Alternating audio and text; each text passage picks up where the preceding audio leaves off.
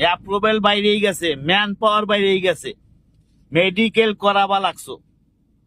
27 তারিখে তা মেডিকেল শুরু হবে। আর সে কি করবা বাতি যারা?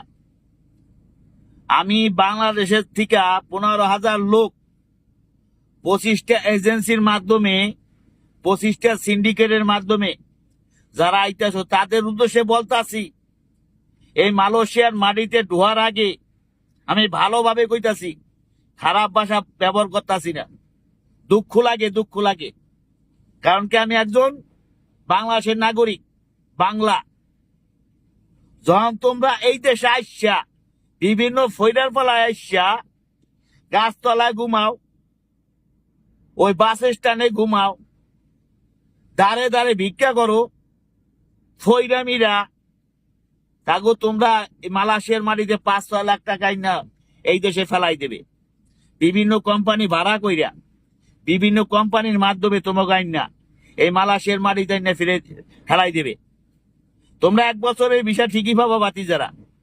ওই যেসব কোম্পানির মাধ্যমে আসবা, যেসব কোম্পানির নামে আসবা, তারা কোনোদিন কাজ দিত না। এই 25টা সিন্ডিকেট, বাংলা সিন্ডিকেট মালয়েশিয়ার মাটিতে, এই নড়ির পোলারা তোমাকে আনবে বিভিন্ন কোম্পানিতে ভাড়া করিয়া, লিগাল ভাবে ঢুয়াবে, ম্যান পাওয়ার, অ্যাপ্রুভেল, কথা সবকিছু বাইর করিয়া। কিন্তু আসার পরে তোমরা 1 বছরের ভিসা পাবা। 1 বছরের ভিতরে তোমরা যে ঘরে তোমাকে বন্দি রাখবে, সেই ঘরে তোমরা না খাই থাকা লাগবো। সিরা মুড়ি অথবা বাড়ির থেকে কিস্তিতে টাকা কইরা না তোমাকে খাওয়ান লাগবো। তোমাকে 1 বছরের ভিসা লাগানোর পরে যেমন ফুটবল, না ফুটবল, বিশ্বকাপের ফুটবল, সেই ফুটবলের মতো লাথি দিয়ে ফেটাবে। সো আমি তোমার কাছে হাত জোর কইরা পায়ে ধরে কইতাছি, যারা 15,000 লোক এই মালয়েশিয়া ঢোয়ার লইগা ব্যস্ত আসো, মালয়েশিয়ার পানিতে আইসো না। তোমাকে যত আত্মীয় স্বজন আছে অথবা কোনো ঘনিষ্ঠ বন্ধু বান্ধব আছে, তাদের কাছে আগে টেলিফোন করো, মালয়েশিয়ার পরিস্থিতি জানো। বর্তমানে মালয়েশিয়ার পরিস্থিতি কি, বর্তমানে মালয়েশিয়া কিভাবে ধরপড় চলতে আছে, কোনো কাজ আছে কিনা।